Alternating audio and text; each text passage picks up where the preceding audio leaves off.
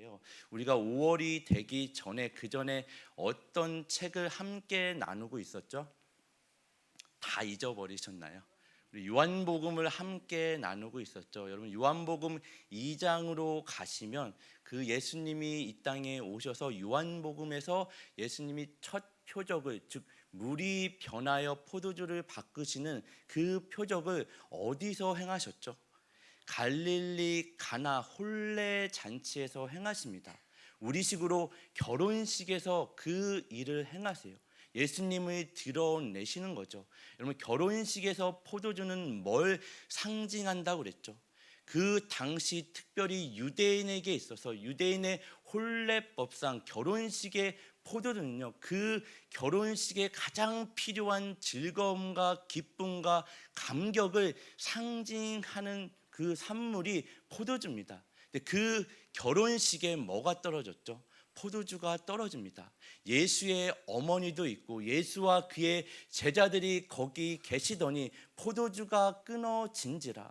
그 예수님의 어머니가 예수님께 나와 저들에게 포도주가 끊어졌습니다 요청하는 장면이 나오죠.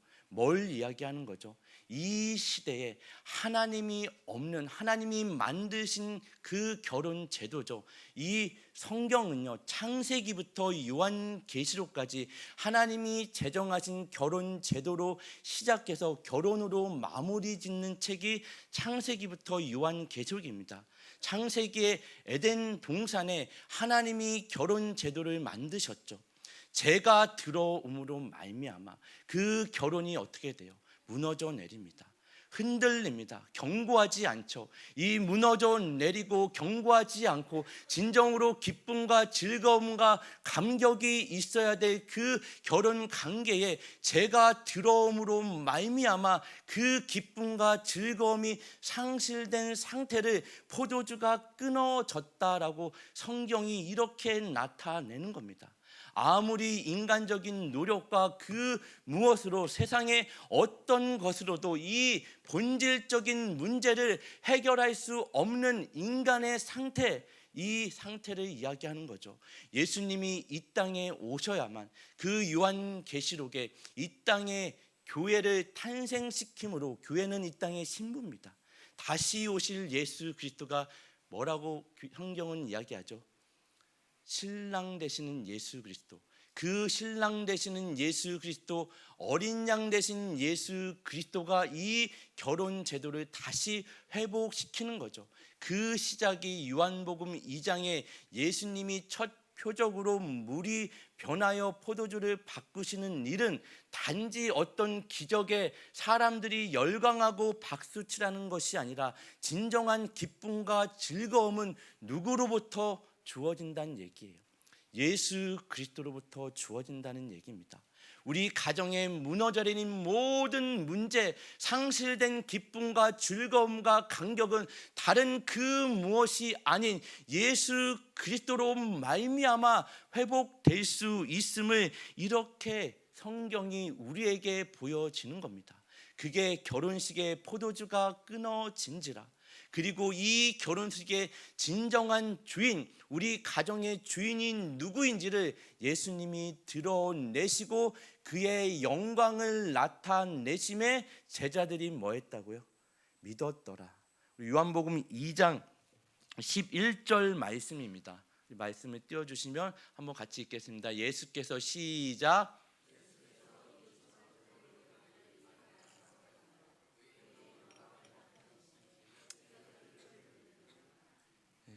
그의 영광을 나타내심에 제자들이 그를 믿으니라. 예수님만이 진정한 기쁨과 즐거움, 영광을 나타내실 수 있는 분입니다. 오늘 본문으로 가시면요, 우리 결혼 예식이나 부부 관련 설교에 빠지지 않고 나오는 본문이죠. 에베소서 5장 22절 말씀을 띄워주세요. 에베소서 5장 22절입니다. 아내들이여 자기 남편에게 복종하기를 주께 하듯 하라. 사실 이 말씀은 이제 결혼 예식 부부 관련 설교에서 빠지지 않고 나오는 본문이지만 교회에 다니는 자매들이 가장 싫어하는 말씀 중에 하나이기도 합니다. 아마 이 복종이라는 단어 때문에 자매들이 싫어하는 것 같아요. 아내들이여 자기 남편에게 복종하기를 주께 하듯 하라. 이 성경에서 말하는 복종은요, 다른 뜻이 아니라 이런 의미입니다. 지도를 따라가라. 내비게이션. 이 길로 가라. 다른 길로 가면 안 된다. 생수를 마셔라. 다른 생수를 마시면 안 된다. 이게 여기서 말하는 복종입니다. 그러할 때, 그 길을 따를 때, 그 생수를 마실 때 남편들이 아내의 뭐가 된다고요? 영광이 된다는 이야기입니다. 여러분, 믿기지 않는 그 표정으로 계시는데 남편들이 여러분의 뭐가 된다고요? 전혀 고백이 안 되시죠? 남편들이 여러분의 영광이 되신대요. 남편들의 그 무엇 때문이 아니라 예수 그리스도로 말미암아 남편들이 여러분의 영광이 되는 겁니다. 그 남편들이 그리스도와 묶여 있을 때, 복음의 깊숙한 뿌리를 내릴 때, 그 예수로 말미암아 주어지는 진정한 생수와 진정한 길을 제시할 때 이 남편들이 여러분의 뭐가 된다고요? 영광이 된다는 이야기입니다. 전혀 믿기지 않으시나요? 이 성경의 증언이고 예수님이 그 일을 위해 이 땅에 오셨습니다. 에베소서 5장 23절에 이는 남편이 아내의 머리됨이 그리스도께서 교회의 머리됨과 같음이니 그가 바로 몸의 구주시니라. 그럼 마찬가지로 남편들도 동일하게 에베소서 5장 25절에 이어서 남편들아 아내 사랑하기를 그리스도께서 교회를 사랑하시고 그 교회를 위하여 자신을 주심같이 하라. 그리스도께서 교회를 사랑하시고, 그럼 그리스도가 교회를 어떻게 사랑하셨죠? 로마서 5장 7절 이하로 가면 의인을 위하여 죽는 자가 없거니와 그 선인을 위하여 용감히 죽는 자가 혹 있거니와, 우리가 아직 죄인 되었을 때입니다. 우리가 아직 죄인 되었다는 얘기는 뭐죠? 그때는 우리는 하나님을 몰랐죠. 예수 그리스도를 몰랐죠. 하나님과는 상관없이 예수가 없는 자리, 빛이 없는 어둠만을 쫓은 그 인생의 자리에서 우리가 아직 죄인 되었을 그때에 그리스도께서 우리를 위하여 죽으심으로 하나님이 우리를 향한 하나님의 사랑을 뭐 했다고요? 확증하셨습니다. 이게 그리스도께서 교회를 사랑하신 방식처럼 남편들도 아내를 어떻게 사랑하라고요? 자기 자신을 내어 중같이 사랑하라는 말씀입니다. 그럼 자기 자신을 내어주는 그 사랑의 대상은 자기 자신보다 더 가치가 있는 존재인가요? 가치가 없는 존재인가요? 대답하기 싫으시나요? 모르시나요? 더 가치가 있는 존재죠. 내 자신을 내어주며 사랑하는 존재는 나보다 더 가치가 있는 존재입니다. 이 사랑을 이야기하는 거죠.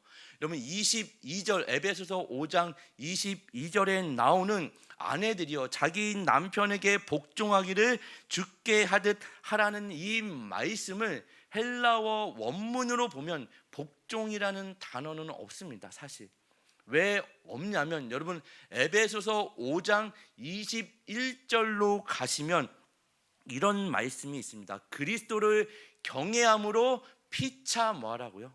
복종하라. 피차입니다. 아내들만 복종하라는 말씀이 아니라 이미 피차 그리스도를 경외함으로 피차 복종하라. 그러기에 22절에 헬라어 원문은 이 복종이라는 말을 반복해서 기록하지 않습니다. 여러분들이 아내 되시는 분들, 자매들이 이 말씀이 싫으면요, 에베소서 5장 22절 아내들이여라는 이 말을요 남편들이여로 바꿔도 전혀 문제가 되지 않습니다. 아내들이여, 남편들이여 피차 복종하랍니다. 주를 경외함으로 주 안에서.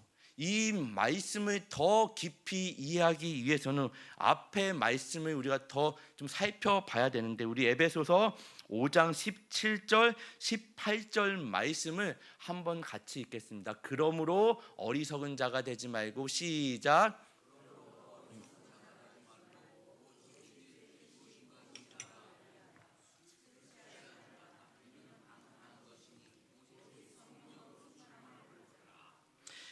그러므로 어리석은 자가 되지 말고 오직 주의 뜻이 무엇인지 분별하랍니다. 주의 뜻을 분별하기 위해서는 술 취하지 말라라고 말씀하시죠. 그럼 술 취한 것으로 대표되어지는 성경의 특징이 뭐라 그랬죠?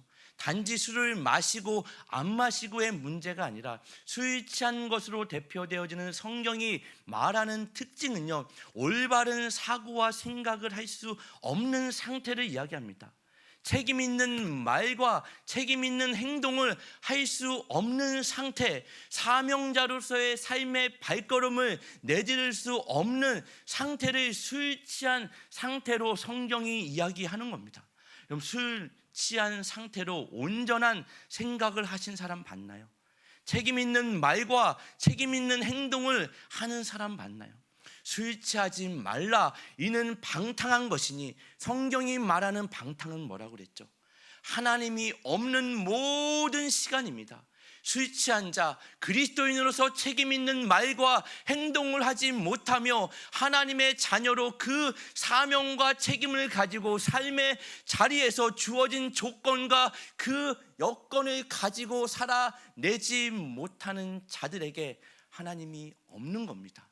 하나님이 없는 그 모든 시간은 방탕이라고 이야기합니다.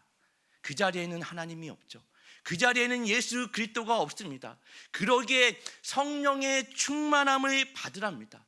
이 성령의 충만함을 받아야지만 가정에서 부부 사이에 서로 피차 복종함으로 성령의 충만함으로 나타나는 열매가 무엇인지를 맛볼 수 있는 겁니다. 성령의 충만함이 없이는 이러한 열매, 우리 하나님이 예비하시고 하나님이 계획하신 그러한 것들이 부부 사이에 만들어질 수도 얻을 수도 없는 겁니다. 여러분 살아보셨죠? 노력해 보셨죠? 우리는 늘 한계에 부딪힙니다.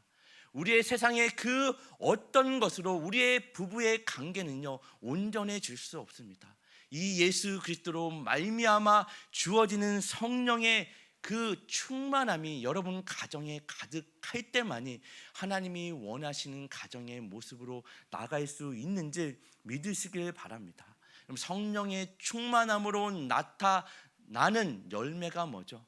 우리 갈라디아서 5장 22절 23절로 가시면, 오직 성령의 열매는 사랑과 실학과 화평과 오래 참음과 자비와 양성과 온유와 충성과 절제니, 이 같은 것을 금지할 법이 있나요 없나요?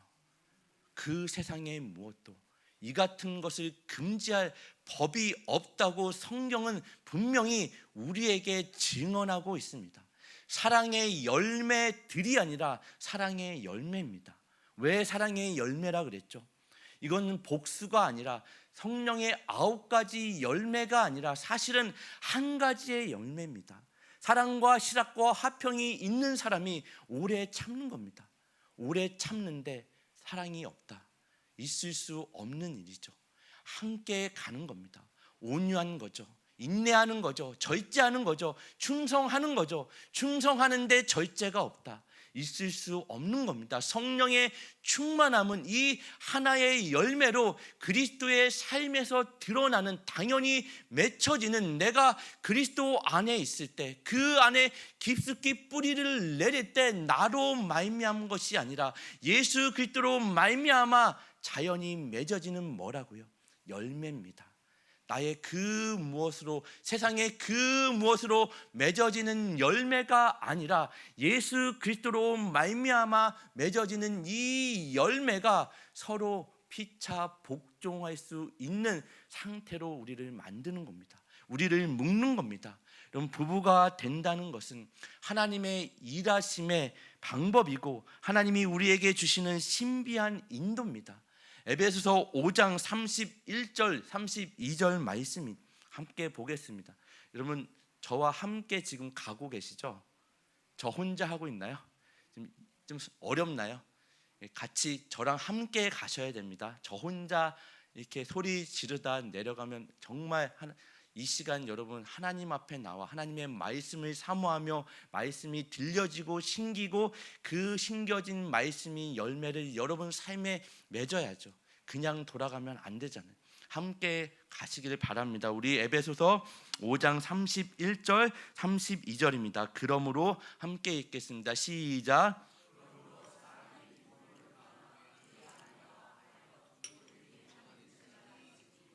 이 비밀이 크도다. 나는 그리스도와 교회에 대하여 말하노라. 그럼 부부 관계에 대해서 이야기를 하다가 지금 교회와 그리스도에 대해서 이야기를 합니다. 좀 이상하지 않나요?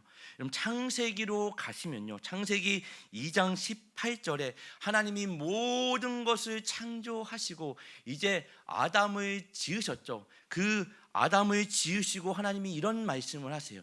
여호와 하나님이 이르시되 사람이, 이제 아담입니다, 사람이 혼자 사는 것이, 말씀 띄워주세요, 혼자 사는 것이 좋지 아니하니 내가 그를 위하여 돕는 배필을 지으니라. 그럼 하나님이 천지를 창조하셨습니다. 그리고 하나님이 보시기에 뭐 했다고 말씀하시죠? 보시기에 좋았더라고 말씀하십니다. 7일 동안 지은 하나님의 모든 세계가 하나님이 더 이상 손댈 필요 없이 완전하고 완벽하게 하나님이 보시기에 좋았더래요. 근데 지금 이 창세기 2장 18절에는 여호와 하나님이 이르시되 사람이 혼자 사는 것이 뭐 한다고요? 좋지 아니하니. 무슨 말이죠? 하나님이 아직 그 아담을 통해 하나님의 계획을 뭐 하신다는 얘기예요? 진행하고 계신다는 이야기입니다. 혼자 사는 것이 좋지 아니하시니 하나님이 이제 돕는 배필을 지으시기를 마음 먹으시고 그 여자를 창조하시는데, 돕는 배필을 창조하시는 방법이 어떠한지 성경에는 이렇게 기록을 합니다. 우리 창세기 2장 19절입니다. 이어서 여호와 하나님이 흙으로 각종 들짐승과 공중의 각종 새를 지으시고 아담이 무엇이라고 부르나 보시려고 그것들을 그에게서 이끌어 가시니 아담이 각 생물을 부르는 것이 곧 그 이름이 되었더라. 하나님이 아담이 홀로 있는 걸 좋게 여기지 아니하시고 돕는 배필 여자를 창조하시는데, 바로 창조하지 않으시고 하나님이 지으신 모든 피조물, 모든 각양각색의 동물을 아담에게 이끄십니다. 좀 이상하지 않나요?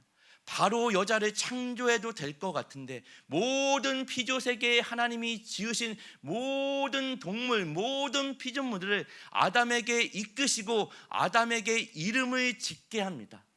여러분, 성경에서 이름을 짓는다는 것은요, 그 존재의 본성을 깨뜨려 봤다는 얘기입니다. 그 속성과 존재가 어떤 존재인지를 알았기에 이름을 짓는 겁니다. 그래서 아담이 그 이름을 짓는 대로 이름이 지어지죠. 그 아담이 하나님이 이끄신 모든 각양각색의 피조물들을 이름을 짓는 과정에서 아담이 두 가지를 자각합니다.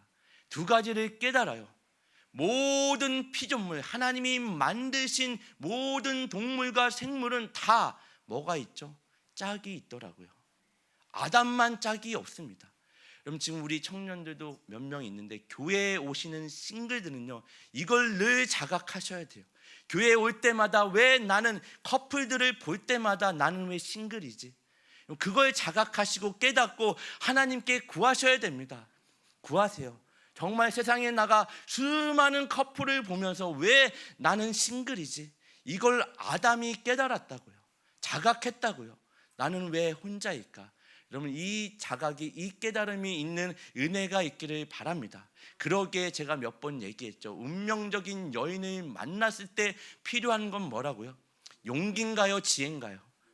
용기죠. 거기서 지혜를 찾는 사람은 끝입니다. 거기 왜 지혜를 찾아요? 용기를 내 고백을 해야죠. 여러분, 운명적인 여인을 만났다, 요즘은 조심스럽긴 합니다. 출퇴근하는 그 시간에 버스에서 지하철에서 운명적인 여인을 만나면 또 옛날 얘기예요. 지금 좀 따라 하시면 안 돼요. 얘가 그렇다는 얘기예요. 이 여인이 나의 운명적인 여인 같다. 그러면 회사 하루 빠져도 돼요, 안 돼요? 회사 하루 빠진다고 세상이 무너지지 않아요. 운명적인 여인을 쫓아가는 겁니다. 용기를 내는 거죠. 그러면서 커플이 되는 겁니다. 거기서 기도하고 하나님 내가 저 여인을 쫓아갈까? 그러면 벌써 하나님이 아이고 이러십니다. 좀 뭐 졸리신 것 같아서 조금 우스갯소리로 했지만 여러분 이때 필요한 거는 용기입니다. 그리고 아담이 이 한 가지를 깨달아요. 모든 게 커플인데 자기만 홀로 있더라고요. 그리고 두 번째로 깨달은 건 그 어떤 것도 자기와 격이 맞는 피조물이 없더라고요. 격이 맞는 게 하나도 없다는 얘기입니다. 그리고 나서 하나님이 돕는 배필 여자를 창조하시는 겁니다. 그 여자를 창조하시는 방법이 우리 창세기 2장 21절로 보면 여호와 하나님이 아담을 깊이 잠들게 하시니 잠들매 그가 그 갈빗대 하나를 취하고 살로 대신 채우시니.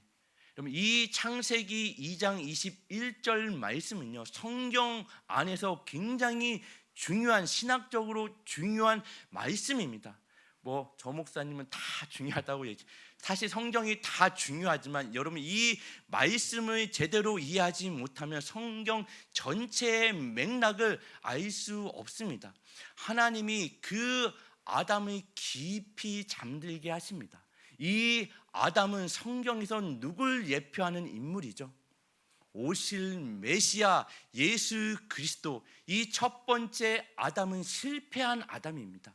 죄로 말미암아 무너져 내렸죠. 이 오실 메시아 예수 그리스도 둘째 아담은 이 실패를 다시금 회복시키시고 완성하실 그 아담을 이야기합니다.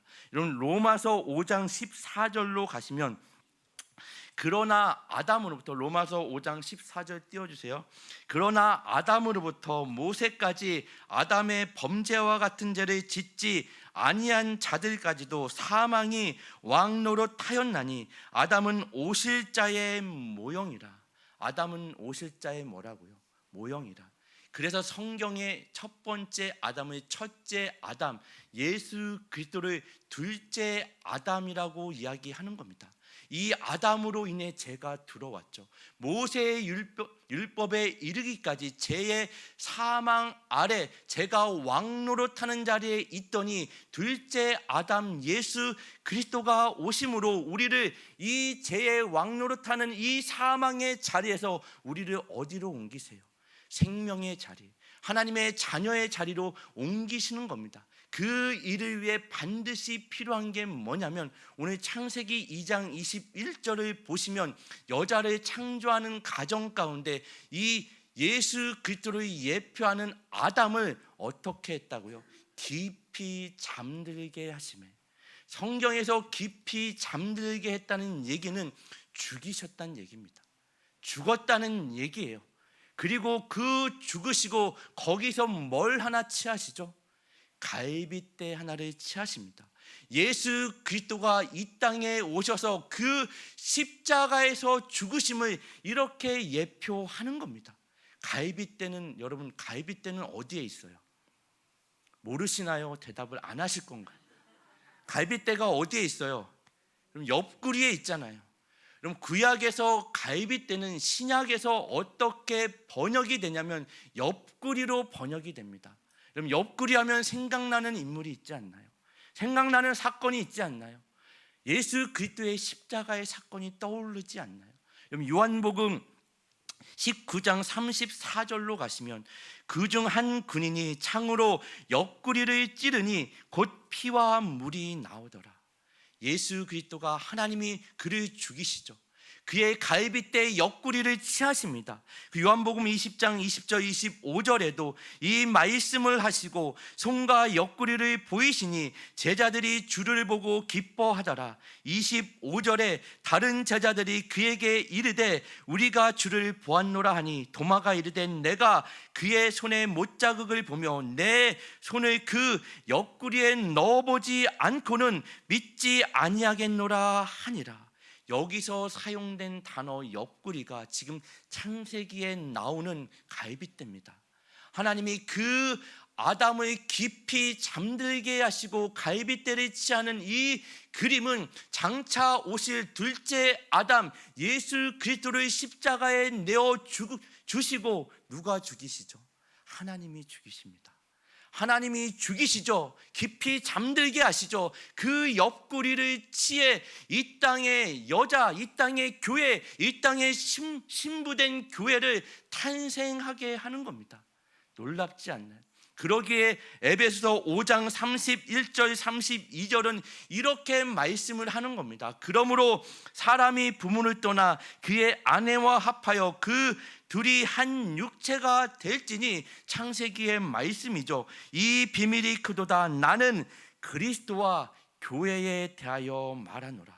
계속 부부관계를 이야기하다가 교회와 그리스도의 관계에 대해서 이야기를 합니다. 부부 관계 속에 감춰 놓은 하나님의 신비한 관계가 그리스도와 뭐라고요? 교회입니다. 이해가 되시나요? 이것은 부부 관계를 통해서만 설명되어지고 훈련되어질 수 있기에 에베소서는 이렇게 이야기하는 겁니다.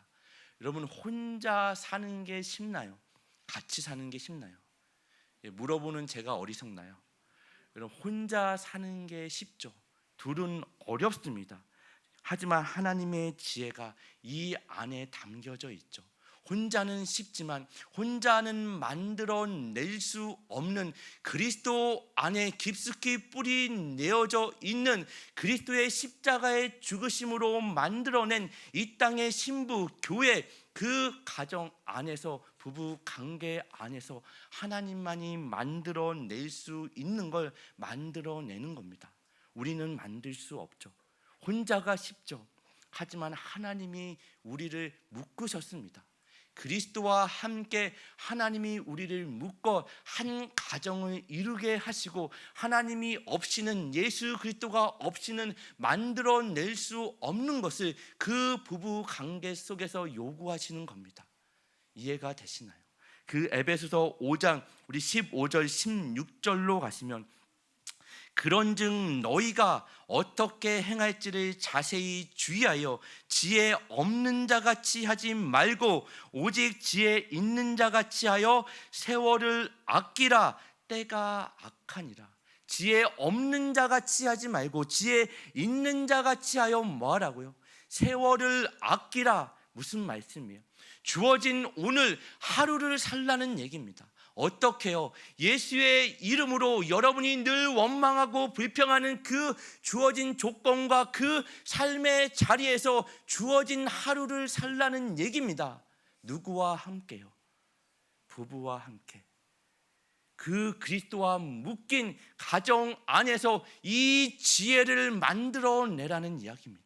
우리는 만들어낼 수 없는, 세상으로부터 얻을 수 없는 이 지혜, 그리스도로 말미암아 묶인 자들만이 만들어낼 수 있는 이 지혜를 지혜 없는 자같이 하지 말고 지혜 있는 자같이 하여 세월을 아끼라. 오늘을 감사하며 주어진 하루를 감사하며 예수의 묶인 자같이 나로 인해 그 사랑을 배우자에게 흘러보냄으로 인해 그 하루를 살아내라는 말씀입니다. 이해가 되시나요? 혼자는 쉽죠. 세상은 혼자가 쉽다고 얘기합니다. 자기 자신을 위해서 살라고 이야기합니다. 하지만 성경은, 하나님은 우리에게 그렇게 말씀하지 않으세요. 우리에게 그렇게 요구하지 않으십니다. 부부로 묶인, 그리스도로 묶인 부부 안에서 이 지혜를 나타내라고 말씀하십니다. 그러므로 에베소서 5장 1절은 이렇게 이야기하는 겁니다. 1절 2절 그러므로 사랑을 받은 자녀같이 너희는 하나님을 본만든 자가 되고 이 사랑을 우리는 먼저 받았죠. 내가 먼저 받아야 되는 겁니다. 이 사랑을 하나님으로부터 예수 그리스도로 말미암아 내가 받았죠. 그 사랑을 받은 자녀 같이 너희는 하나님을 본받는 자가 되고 그리스도께서 너희를 사랑하신 것 같이 너희도 사랑 가운데서 행하라. 그는 우리를 위하여 자신을 버리사 향기로운 제물과 희생 제물로 하나님께 드리셨느니라. 아멘. 이 말씀을 자꾸 우리는 예수님의 어떤 헌신, 희생 제물로 접근을 하니까 뭘 놓치냐면 하나님이 우리를 묶으신 그 묶음을 놓칩니다. 하나님이 우리를 묶으셨대요. 누구와 우리를 묶으셨죠? 하나님과 우리를 하나로 묶으셨습니다. 어떻게 묶으셨어요? 예수 그리스도로 말미암아 묶으셨습니다. 그 예수를 내어 주심으로 말미암아 하나님이 우리를 다시금 하나님의 자녀로 삼으시고 그렇게 묶으셨다를 지금 이렇게 이야기하는 겁니다. 이 하나님의 연합, 하나님과 묶임을 설명할 수 있는 단어가 성육신이고 십자가고 신약사제를 살고 있는 우리에게는 성령의 충만함입니다. 이 가정에서 성령의 충만함이 나타남으로 말미암아 우리 부부가 하나님께 묶여 있음을 증명하는 겁니다. 이러한 것이 드러나지 않으면 여전히 우리는 하나님께 묶여 있지 않은 존재입니다. 여러분, 개혁주의 신학, 우리 장로교 개혁주의 신학의 성화라고 하죠. 그럼 칭의와 성화, 굉장히 중요한 두 신학이 있습니다. 이 칭의는 쉽게 얘기하면 구원을 받은 겁니다. 예수의 이름으로. 이 구원에는요, 우리가 할 수 있는 게 아무것도 없죠. 오직 예수님만이 하실 수 있는 일입니다. 예수로 말미암아 예수를 위하여 예수님 때문에 우리는 구원받았죠. 그리고 구원받은 자로서 이제는 하나님과 함께 묶여 하나님의 자녀로 살아내야 되는 삶이 우리에게 주어집니다. 예수를 믿고 천국 열차 급행을 타고 천국에 가면 좋겠는데 여러분, 우리 뜻대로 되던가요? 그럼 천국에 가는 게 쉬워요? 이 땅에 남아 예수의 이름으로 하나님의 자녀로 사는 게 쉬워요? 어느 게 더 쉬워요? 천국 가는 게 더 쉽지 않나요? 하나님 품에 있는 게 더 쉽지 않나요? 근데 우리는 여전히 예수의 이름으로 구원을 받았지만 그 예수의 이름으로 주어진 하루하루를 살아내야 됩니다. 이걸 우리는 성화라고 그래요. 여기에는 우리의 믿음이 필요합니다. 이 가정이 주어져야 되는 겁니다. 그리스도와 함께 묶여있지 않고는 이 주어진 하루를 우리는 살아낼 수 없는 겁니다. 하나님이 우리를 어떻게 보세요? 우리의 못남과 우리의 부족함과 우리의 잘못과 그 허물까지도 하나님이 그 예수와 묶어서 예수를 통해서 우리를 보십니다. 그냥 하나님이 우리를 보실 때는 하나님이 함께 하실 수 없는 분이죠. 죄와 함께 할 수 없죠. 우리의 부족함과 못남과 잘못과 실수와 그 넘어짐과 함께 할 수 없는 그분이 예수를 통과해서 우리를 보기 때문에 우리는 흠이 없는 겁니다. 하나님 앞에 묶일 수 있는 겁니다. 이 예수로 말미암아. 그러기에 여러분, 어깨를 피시고 내가 어떤 존재인지, 내가 늘 지난 한 주간에도 우리 장로님들 나오셔서 하는 기도가 뭐예요? 하나님, 내가 지난 한 주간도 말씀대로 살지 못했습니다. 여러분, 이제 그 기도 안 하셔도 돼요. 우리는 말씀대로 못 살지만 하나님의 은혜로 이 자리에 있습니다. 하나님이 늘 우리의 그 못남을 보시는 게 아니라 예수로 말미암아 우리를 온전하게 보신다고요. 그러니 담대하게 당당하게 이 자리에 나올 수 있는 거죠. 하나님 앞에 예배드릴 수 있는 자리로 나올 수 있는 거죠. 그러기에 세상에 나가 하나님이 보내신 그 자리에서 예수의 이름으로 살아낼 수 있는 겁니다. 그러기에 에베소서 5장 3절 이하에 너희는 더러운 일들을 하지 말라라는 말씀이 쭉 나오는 거죠. 우리는 누구와 묶인 자들이라고요? 예수 그리스도와 묶인 자들입니다. 이게 부부 사이에서 먼저 나타나고 증명되어져야 되는 겁니다. 여러분, 노래를요, 아무리 잘하는 사람도 같이 우리 찬양대에 나와서 함께 할 때는요, 그 화음을 혼자 낼 수 있나요, 없나요? 혼자 낼 수 없죠. 아마 우리 찬양대도 있지만 여기에 답답하신 분들이 있을 거예요. 내가 솔로 혼자 하면 잘할 수 있을 것 같은데. 솔로는 쉽죠. 혼자 사는 건 쉽다니까요. 함께 하는 건 어렵습니다. 아무리 내가 실력이 뛰어나도 혼자는 화음을 낼 수 없는 겁니다. 이 화음을 이야기하는 거예요. 이 부부 안에서 정말 여러분들이 결혼식, 여기 결혼을 하신 분들도 계시죠. 결혼식 날 뭐 하시죠? 우리가 손들고 뭐 하세요? 여러분 서약하시죠. 약속하시죠. 안 하셨나요? 뭐 기억이 안 나시나요? 우리는 그 서약과 약속을 지킬 실력이나 능력이 없습니다. 지켜지던가요? 약속대로 살아지던가요? 결혼 부부 관계를 떠나서도 우리는 어떤 약속도 지킬 만한 실력이나 능력이 우리 안에는 없습니다. 다른 사람 볼 것도 없죠. 우리 자신만 보세요. 하루에도 몇 번 마음이 바뀌어요. 얼마나 많이 내 마음이 요동치며 세상에 들려지는 소리와 내 눈에 보여지는 일들로 인해 실망하고 좌절하고 넘어지고 요동치며 흔들리며 끊임없이 나를 붙잡아 끄는 세상의 정신 앞에 어떻게 약속을 지켜요? 끊임없이 바뀌는데, 세상의 가치가 바뀌고 정신이 바뀌고 내 마음이 바뀌는데 예수 그리스도 안에 묶여있지 않으면 우리는 약속을 지킬 능력이 없습니다. 그 일을 위해 예수님이 십자가에서 우리를 대신해 서약을 하신 겁니다.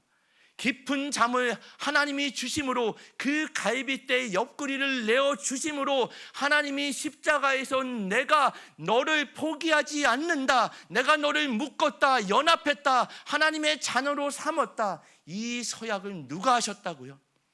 예수 그리스도가 하셨습니다. 어디에서요? 십자가에서. 이 서약이 지켜질 수 있나요, 없나요? 예수님이 십자가에서 하신 서약입니다. 자기 자신을 내어주시며 하신 서약입니다. 죽음을 이기시고 부활의 생명을 우리에게 주시며 하신 서약이죠. 지켜질 수 있는 일인가요? 지켜질 수 없는 일인가요? 반드시 하나님이 지키시는 일입니다. 하나님이 그렇게 우리를 예수 그리스도와 묶으셨습니다. 가장 사랑해서 한 결혼인데, 어쩌면 가장 내가 사랑해서 약속하고 서약한 결혼인데, 그 결혼 관계 안에서 어쩌면 다른 누구보다도 더 상처와 아픔을 주는 관계가 어쩌면 부부 관계인지 모르겠습니다. 왜요? 이 그리스도와의 연합이 없기 때문입니다. 내가 어떤 존재인지를 모르기 때문입니다. 여러분 결혼 생활 해보시면 1년, 2년, 3년 싸우죠? 안 싸우시나요? 여전히 진행 중이신가요?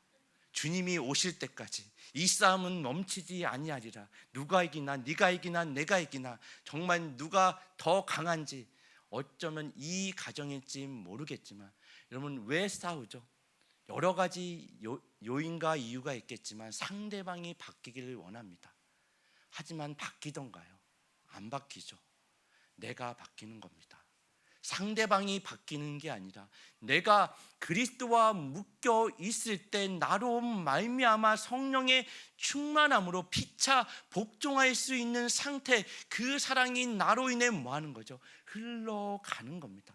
나는 온데간데 없고 이 그리스도만이 드러날 때 여러분의 가정에 진정한 기쁨과 즐거움과 평안이 있는 줄 믿으시기를 바랍니다. 이 회복이 예수 그리스도로 말미암아 주어지는 은혜가 우리 새마음교회 모든 가정마다 있기를 예수님의 이름으로 간절히 축복합니다. 이 성령의 충만함이 나타나는 첫 번째 현장이 요즘 가정이어야 됩니다. 이 회복이 가정으로부터 일어날 때, 이 부부로부터 일어날 때, 이 하나님의 역사, 복음의 깊숙한 뿌리가 이 가정으로부터 자녀에게 먼저 흘러가는 겁니다. 그리고 부모 세대에게, 형제 자매에게, 그리고 이웃에게, 부부로부터 시작되는 겁니다.